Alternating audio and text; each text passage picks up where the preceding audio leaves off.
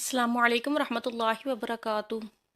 حضرت عائشہ صدیقہ رضی اللہ عنہا فرماتی ہیں کہ رسول صلی اللہ علیہ وسلم کی عادت مبارکہ تھی کہ سفر میں جاتے وقت آپ اپنی بیویوں کے نام قرآن ڈالتے اور جس کا نام نکلتا اسے اپنے ساتھ لے جاتے۔ چنانچہ ایک دفعہ ایسا ہوا کہ غزوے کے موقع پر میرا نام نکل آیا۔ میں آپ صلی اللہ علیہ وسلم کے ساتھ چلی۔ ہوتا یوں کہ میں اپنے ہودج میں بیٹھی رہتی اور جب قافلہ چلتا تو یوں ہی ہودج رکھ دیا جاتا۔ ہم غزوے پر گئے۔ حضور صلی اللہ علیہ وسلم غزوے سے فارغ ہوئے اور واپس لوٹے۔ مدینے کے قریب آ گئے۔ رات کو چلنے کی آواز لگائی گئی۔ میں قضائے حاجت کے لیے نکلی اور لشکر کے پڑاؤ سے دور جا کر میں نے قضائے حاجت کی، پھر واپس لوٹ آئی۔ لشکر گاہ کے قریب آ کر ٹٹولا تو ہار نہ پایا۔ میں واپس اس کو ڈھونڈنے کے لیے چلی گئی اور تلاش کرتی رہی۔ یہاں ہوا یہ کہ لشکر نے کوچ کر دیا۔ جو لوگ میرا ہودج اٹھاتے تھے انہوں نے یہ سمجھا کہ میں حسب عادت اندر ہی ہوں، ہودج اٹھا کر اوپر رکھ دیا اور چل پڑے۔ یہ بھی یاد رہے کہ اس وقت تک عورتیں نہ کچھ ایسا کھاتی تھی نہ پیتی تھی جس سے ان کے بدن بھاری ہوں، تو میرے ہودج کے اٹھانے والوں کو میرے ہونے یا نہ ہونے کا کوئی پتہ نہ چلا، اور میں اس وقت اوائل عمر ہی کی تھی۔ الغرض بہت دیر کے بعد مجھے میرا ہار مل گیا۔ یہاں میں جو پہنچی تو کسی آدمی کا نام و نشان بھی نہ تھا، نہ کوئی پکارنے والا نہ کوئی جواب دینے والا۔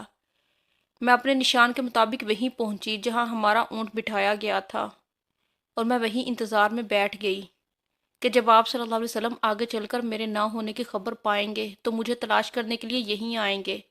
مجھے بیٹھے بیٹھے نیند آ گئی۔ اتفاق سے حضرت صفوان بن معطل سلمی زکوانی رضی اللہ عنہ جو لشکر کے پیچھے رہے تھے، وہ پچھلی رات کو چلے تھے۔ صبح کے اجالے میں یہاں پہنچ گئے۔ ایک سوتے ہوئے آدمی کو دیکھ کر خیال آنا تھا۔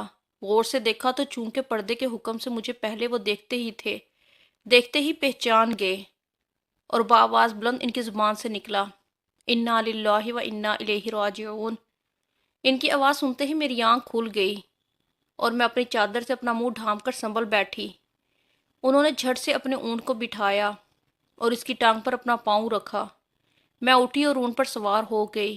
انہوں نے اونٹ کو کھڑا کر دیا اور بھگاتے ہوئے لے چلے۔ خدا کی قسم نہ وہ مجھ سے کچھ بولے نہ میں نے ان سے کوئی بات کی، سوائے انا للہ کے میں نے ان کے منہ سے کوئی کلمہ نہ سنا۔ دوپہر کے قریب ہم اپنے قافلے سے مل گئے۔ بس اتنی سی بات کا ہلاک ہونے والوں نے بتنگڑ بنا لیا۔ ان کا سب سے بڑا اور بڑھ بڑھ کر باتیں بنانے والا عبداللہ بن ابی سلول تھا۔ مدینے آتے ہی میں بیمار پڑ گئی اور مہینہ بھر تک میں بیمار ہی رہی۔ نہ میں نے کچھ سنا نہ میں نے کسی سے کچھ کہا۔ جو کچھ گل گپارہ لوگوں میں ہو رہا تھا میں اس سے بے خبر تھی۔ البتہ میرے دل میں یہ خیال بسا اوقات گزرتا تھا کہ رسول صلی اللہ علیہ وسلم کے محرم محبت میں کمی کی کیا وجہ ہے۔ بیماری میں عام طور پر جو شفقت حضور صلی اللہ علیہ وسلم کو میرے ساتھ ہوتی تھی، اس بیماری میں وہ بات نہ پائی تھی۔ اس لیے مجھے رنج تو بہت ہوا مگر کوئی وجہ معلوم نہ ہوئی۔ حضور صلی اللہ علیہ وسلم تشریف لاتے سلام کرتے اور دریافت فرماتے طبیعت کیسی ہے، اور کوئی بات نہ کرتے۔ اس سے مجھے بڑا صدمہ ہوتا، مگر بہتان بازوں کی تہمت سے میں بالکل غافل تھی۔ اب سنیے، اس وقت تک گھروں میں لیٹرین کا انتظام نہیں تھا، اور عرب کی قدیم عادت کے مطابق ہم لوگ میدان میں قضائے حاجت کے لیے جایا کرتے تھے۔ عورتیں عموماً رات کو جایا کرتی تھی۔ گھروں میں لیٹرین بنانے پر عام طور پر نفرت کی جاتی تھی۔ حسب عادت میں ام مستح بنت ابی رحم ابن عبد المطلب بن عبد مناف کے ساتھ قضائے حاجت کے لیے چلی۔ اس وقت میں بہت کمزور تھی۔ یہ ام مستح میرے والد ابو بکر کی خالہ تھی۔ ان کی والدہ صخر بن عامر کی لڑکی تھی۔ ان کے لڑکے کا نام مستح بن اساسہ بن عباد بن عبد المطلب تھا۔ جب ہم واپس آنے لگے تو حضرت ام مستح کا پاؤں چادر کے دامن میں الجھا اور بے ساختہ ان کے منہ سے نکل گیا کہ مستح غارت ہو۔ مجھے بہت برا لگا اور میں نے کہا، تم نے بہت برا کلمہ بولا، توبہ کرو، تم اسے گالی دیتی ہو جس نے جنگ بدر میں شرکت کی۔ اس وقت ام مستح نے کہا، بھولی بی بی آپ کو کیا معلوم؟ میں نے کہا، کیا بات ہے؟ انہوں نے فرمایا، وہ بھی ان لوگوں میں ہیں جو آپ کو بدنام کرتے پھرتے ہیں۔ مجھے سخت حیرت ہوئی۔ میں ان کے سر ہو گئی۔ کم از کم مجھے سارا واقعہ تو کہو۔ اب انہوں نے بہتان باز لوگوں کی تمام کارستانیاں مجھے سنائیں۔ میرے تو ہاتھوں کے طوطے اڑ گئے۔ رنج و غم کا پہاڑ مجھ پر ٹوٹ پڑا۔ مارے صدمے کہ میں تو اور بیمار ہو گئی۔ بیمار تو پہلے ہی سے تھی۔ اس خبر نے تو نڈھال کر دیا۔ جوں تو کر کے گھر پہنچی۔ اب صرف خیال یہ تھا کہ میں اپنے میکے جا کر اور اچھی طرح معلوم تو کر لوں کہ کیا واقعی میری نسبت ایسی افواہ پھیلائی گئی ہے اور کیا کیا مشہور کیا جا رہا ہے۔ اتنے میں رسول صلی اللہ علیہ وسلم میرے پاس تشریف لائے اور سلام کیا اور دریافت فرمایا کہ کیا حال ہے۔ میں نے کہا اگر آپ صلی اللہ علیہ وسلم اجازت دے تو میں اپنے والد ابو بکر کے ہاں ہو آؤں۔ آپ صلی اللہ علیہ وسلم نے اجازت دے دی۔ میں یہاں آئی، اپنی والدہ سے پوچھا کہ اماں جان لوگوں میں میرے متعلق کیا باتیں پھیل رہی ہیں۔ انہوں نے فرمایا بیٹی یہ تو نہایت معمولی بات ہے، تم اپنا دل بھاری نہ کرو۔ کسی شخص کی اچھی بیوی جو اسے محبوب ہو اور اس کی سوکنے بھی ہوں، وہاں ایسی باتوں کا کھڑا ہونا تو لازمی امر ہے۔ میں نے کہا سبحان اللہ، کیا واقعی لوگ میری نسبت ایسی افواہیں اڑا رہے ہیں؟ اب تو مجھے رنج و غم نے اس قدر گھیرا کہ بیان سے باہر ہے۔ اس وقت سے جو رونا شروع ہوا، واللہ ایک دم بھر کے لیے میرے آنسو نہیں تھمے۔ میں سر جھکائے روتی رہی، کہاں کا کھانا پینا، کہاں کا سونا جاگنا اور کہاں کی بات چیت، بس رنج و علم اور رونا ہے اور میں ہوں۔ ساری رات اسی حالت میں گزری کہ آنسوؤں کی لڑی نہ ٹوٹی۔ دن کو بھی یہی حال رہا۔ حضور صلی اللہ علیہ وسلم نے حضرت علی کو اور حضرت اسامہ بن زید رضی اللہ عنہ کو بلایا۔ وہی میں دیر ہوئی۔ اللہ تعالیٰ کی طرف سے آپ صلی اللہ علیہ وسلم کو کوئی بات معلوم نہ ہوئی تھی، اس لیے آپ نے ان دونوں حضرات سے مشورہ کیا کہ آپ مجھے الگ کر دیں یا کیا کریں۔ حضرت اسامہ رضی اللہ عنہ نے صاف کہا کہ اے اللہ کے رسول، ہم آپ کی اہلیہ پر کوئی برائی نہیں جانتے، ہمارا دل تو ان کی معصومیت، عزت و شرافت کی گواہی دینے کے لیے حاضر ہے۔ ہاں، حضرت علی نے جواب دیا کہ یا رسول اللہ تعالیٰ کی طرف سے آپ کو کوئی تنگی نہیں، عورتیں ان کے سوا بھی بہت ہیں، اگر آپ گھر کی خادمہ سے پوچھیں تو آپ کو صحیح واقعہ معلوم ہو سکتا ہے۔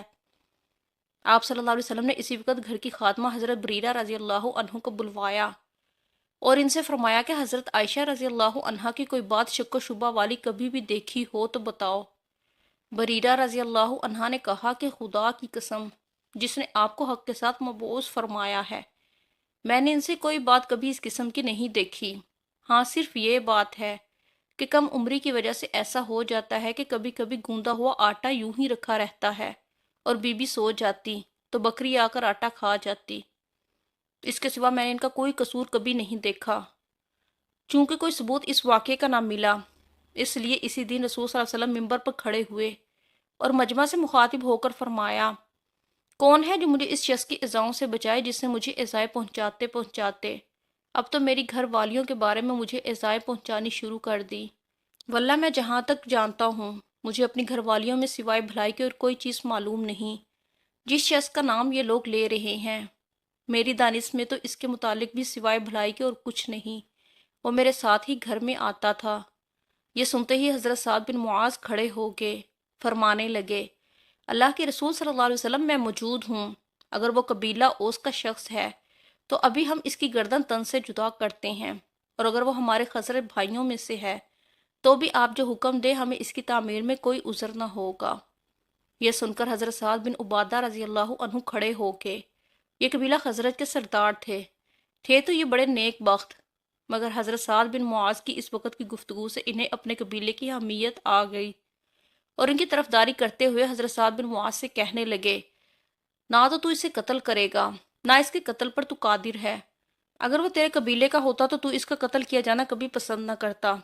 یہ سن کر حضرت اسید بن حفیر رضی اللہ عنہ کھڑے ہو گئے، یہ حضرت سعد بن معاذ کے بھتیجے تھے، کہنے لگے اے سعد بن عبادہ تم جھوٹ کہتے ہو، ہم اسے ضرور مار ڈالیں گے، آپ منافق ہیں کہ منافقوں کی طرفداری کر رہے ہیں۔ اب ان کی طرف سے ان کا قبیلہ اور ان کی طرف سے ان کا قبیلہ ایک دوسرے کے مقابلے پر آ گئے اور قریب تھا کہ اوس و خزرج یہ دونوں قبیلے آپس میں لڑ پڑے۔ حضور صلی اللہ علیہ وسلم نے ممبر پر انہیں سمجھانا اور چپ کرانا شروع کیا، یہاں تک کہ دونوں طرف خاموشی ہو گئی۔ نبی کریم صلی اللہ علیہ وسلم بھی خاموش ہو گئے۔ ادھر میرا یہ حال تھا کہ سارا دن بھی رونے ہی میں گزرا۔ میرے اس رونے نے میرے والدین کی سٹی گم کر دی تھی۔ وہ سمجھ بیٹھے تھے کہ میرا یہ رونا میرا کلیجہ پھاڑ دے گا۔ دونوں حیرت زدہ مغموم بیٹھے ہوئے تھے اور مجھے تو رونے کے سوا اور کوئی کام ہی نہیں تھا۔ انصار کی ایک عورت آئی اور وہ بھی میرے ساتھ رونے لگی۔ ہم یوں ہی بیٹھے ہوئے تھے کہ اچانک رسول صلی اللہ علیہ وسلم تشریف لائے اور سلام کر کے میرے پاس بیٹھ گئے۔ قسم خدا کی جب سے یہ بہتان بازی شروع ہوئی تھی آج تک رسول صلی اللہ علیہ وسلم میرے پاس کبھی نہیں بیٹھے تھے۔ مہینہ بھر گزر گیا تھا کہ حضور صلی اللہ علیہ وسلم کی یہی حالت تھی، کوئی وحی نہیں آئی تھی کہ فیصلہ ہو سکے۔ آپ صلی اللہ علیہ وسلم نے بیٹھتے ہی اول تو تشہد پڑھا، پھر اما بعد پڑھ کر فرمایا کہ اے عائشہ، تیری نسبت مجھے یہ خبر پہنچی ہے، اگر تو واقعی پاک دامن ہے تو اللہ تعالیٰ تیری پاکیزگی ظاہر فرما دے گا، اور اگر تو کسی گناہ میں آلودہ ہو چکی ہے تو اللہ تعالیٰ سے استغفار کرو، توبہ کرو۔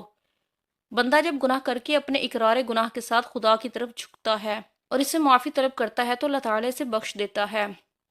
آپ صلی اللہ علیہ وسلم اتنا کہہ کر خاموش ہو گئے۔ یہ سنتے ہی میرا رونا دھونا سب جاتا رہا، آنسو تھم گئے، یہاں تک کہ میں آنسو کا ایک قطرہ بھی نہ پاتی تھی۔ میں نے اول تو اپنے والد سے درخواست کی کہ میری طرف سے رسول صلی اللہ علیہ وسلم کو آپ ہی جواب دیں، لیکن انہوں نے کہا واللہ میری سمجھ میں نہیں آتا کہ میں حضور صلی اللہ علیہ وسلم کو کیا جواب دوں۔ اب میں نے اپنے والدہ کی طرف دیکھا اور کہا کہ آپ رسول صلی اللہ علیہ وسلم کو جواب دیں، لیکن انہوں نے بھی یہی کہا کہ میں نہیں سمجھ سکتی کہ میں کیا جواب دوں۔ آخر میں خود ہی جواب دینا شروع کیا۔ میری عمر کچھ ایسی بڑی تو نہ تھی اور نہ مجھے زیادہ قرآن حفظ تھے۔ میں نے کہا آپ سب نے ایک بات سنی اور اسے اپنے دل میں بٹھا لیا، گویا سچ سمجھ لیا، اور اب اگر میں کہوں کہ میں اس سے بالکل بری ہوں اور خدا خوب جانتا ہے کہ واقعی میں اس سے بالکل بری ہوں، لیکن تم لوگ نہیں مانو گے۔ ہاں اگر میں کسی امر کا اقرار کر لوں حالانکہ خدا تعالیٰ کو خوب علم ہے کہ میں بالکل بے گناہ ہوں تو تم ابھی مان لو گے۔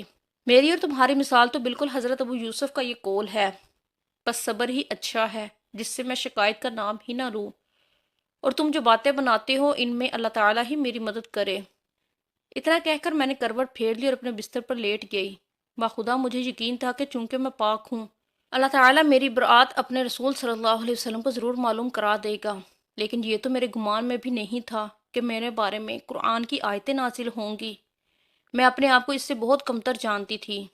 ہاں مجھے زیادہ سے زیادہ یہ خیال ہوتا تھا کہ ممکن ہے کہ خواب میں اللہ تعالیٰ حضور صلی اللہ علیہ وسلم کو میری برات دکھا دے۔ واللہ ابھی تو نہ رسول صلی اللہ علیہ وسلم اپنی جگہ سے ہٹے تھے اور نہ ہی گھر والوں میں سے کوئی گھر سے باہر نکلا تھا کہ حضور صلی اللہ علیہ وسلم پر وحی نازل ہونا شروع ہو گئی اور چہرے پر وہی نشان ظاہر ہوئے جو وحی کے وقت ہوتے تھے، اور پیشانی مبارک سے پسینے کی پاک بوندیں ٹپکنے لگیں۔ سخت سردی میں بھی وحی کے نازل ہونے کی یہی کیفیت ہوا کرتی تھی۔ جب وحی اتر چکی تو ہم نے دیکھا کہ حضور صلی اللہ علیہ وسلم کا چہرہ ہنسی سے شگفتہ ہو رہا ہے۔ سب سے پہلے آپ صلی اللہ علیہ وسلم نے میری طرف دیکھ کر فرمایا البشرا یا عائشہ، عائشہ خوش ہو جاؤ، اللہ تعالیٰ نے تمہاری برات نازل فرما دی۔ اسی وقت میری والدہ نے فرمایا کہ بیٹی حضور صلی اللہ علیہ وسلم کے سامنے کھڑی ہو جا۔